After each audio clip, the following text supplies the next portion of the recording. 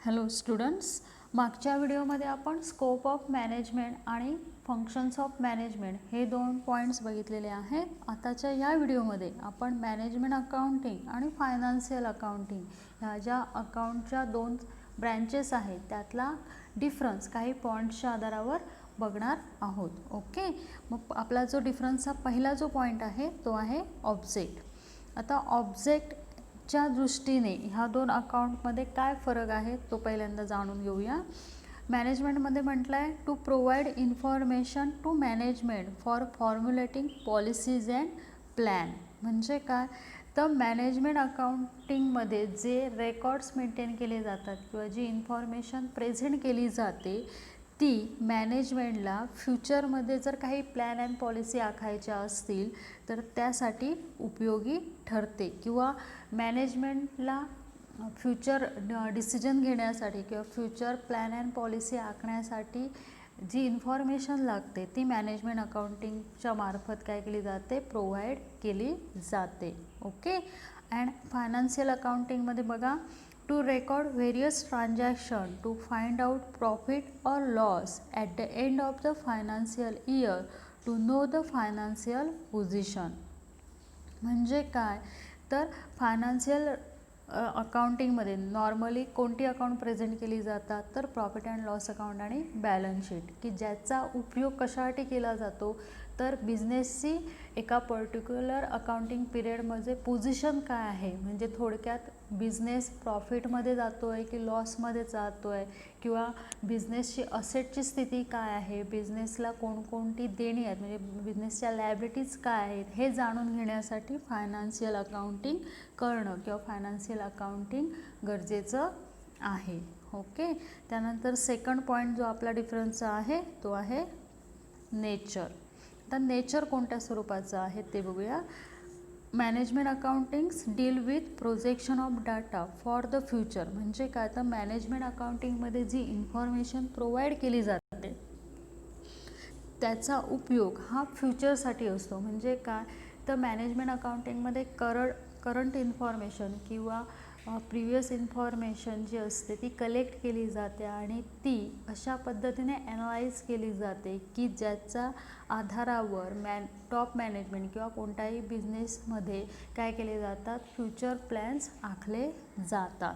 Okay, आणि financial अकाउंटिंगच्या बाबतीत जर विचार केला तर त्यामध्ये काय आहे, कन्सर्न विथ हिस्टॉरिकल डाटा. म्हणजे काय जी ऑलरेडी ट्रान्झॅक्शन्स होऊन गेली आहेत, म्हणजे जे व्यवहार ऑलरेडी त्या अकाउंटिंग पिरियडमध्ये होऊन गेले आहेत त्याचं काय केलं जातं, रेकॉर्ड मेंटेन केलं जातं. म्हणून त्याला काय म्हटलं जातं, कन्सर्न विथ हिस्टॉरिकल डाटा. म्हणजे जी ऑलरेडी घडून गेलेल्या ज्या गोष्टी आहेत किंवा ऑलरेडी घडून गेलेली जी ट्रान्झॅक्शन आहेत त्यांचं रेकॉर्ड फायनान्शियल अकाउंटिंगमध्ये मेंटेन केलं जातं. ओके, त्यानंतर नेक्स्ट तिसरा आपला जो पॉईंट आहे तो आहे लिगल कंपल्शन. आता लिगल कंपल्शन्समध्ये काय आहे बघा, मॅनेजमेंट अकाउंटिंग हे नॉट कंपल्सरी आहे. म्हणजे एखादा बिझनेस किंवा एखादी कंपनी मॅनेजमेंट अकाउंटिंग काय करू शकतं, ऑप्शनलला टाकू शकतं.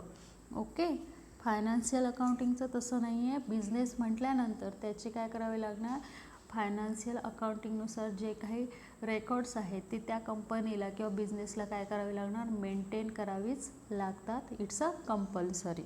ओके, त्यानंतर पुढचा आपला पॉईंट आहे ऑडिट. आता management accounts cannot be audited. म्हणजे काय तर मॅनेजमेंट अकाउंटच्या अंडर जे रिपोर्ट्स किंवा जे रेकॉर्ड्स तयार केले जातात त्याचं ऑडिट करणं हे गरजेचं नसतं किंवा ऑडिट करणं कंपल्सरी नाही आहे. ओके, ह्या उलट फायनान्शियल अकाउंट्स आपल्याला माहीत आहे, financial accounts can be audited. म्हणजे अकाउंटिंग इयर तुमचं संपलं, फायनान्शियल अकाउंटिंग इयर, की तुमचे जे काही रिपोर्ट्स असतात त्यांचं काय करावं लागतं, आपल्याला ऑडिटरकडनं ऑडिट करून घेणं गरजेचं असतं. ओके, नेक्स्ट पॉईंट आहे आपला पाचवा, प्रिसिजन्स. ओके, प्रिसिजन्सच्या अंडर काय येतं आहे बघा, मॅनेजमेंट अकाउंटिंगमध्ये ॲप्रॉक्सिमेट फिगर्स आर यूज. म्हणजे थोडक्यात आपण ज्याला राऊंड फिगर म्हणतो ते आपण काय करतो, समजा आपलं राऊंड फिगरच्या जवळपास जर एखादी अमाऊंट असेल तर ते आपण मॅनेजमेंट अकाउंटिंगमध्ये घेऊ शकतो.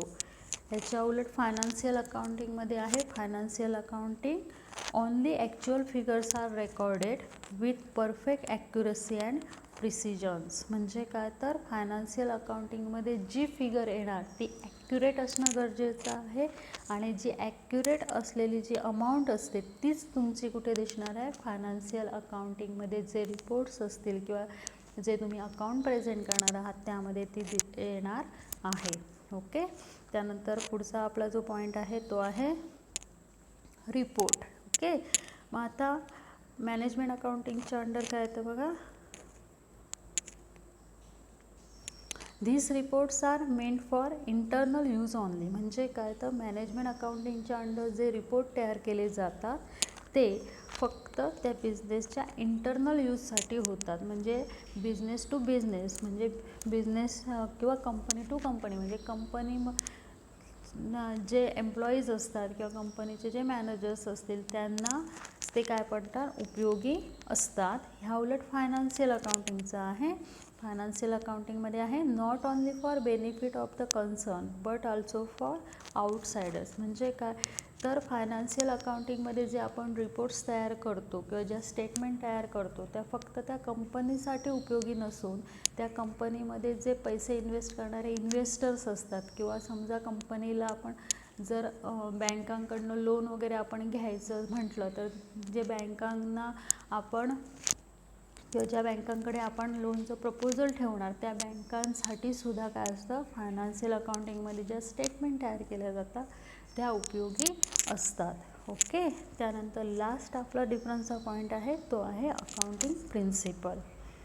मग ह्यामध्ये काय म्हटलं आहे की मॅनेजमेंट अकाउंटिंगसाठी no set principle are followed. म्हणजे काय तर मॅनेजमेंट अकाउंटिंगमध्ये जर आपल्याला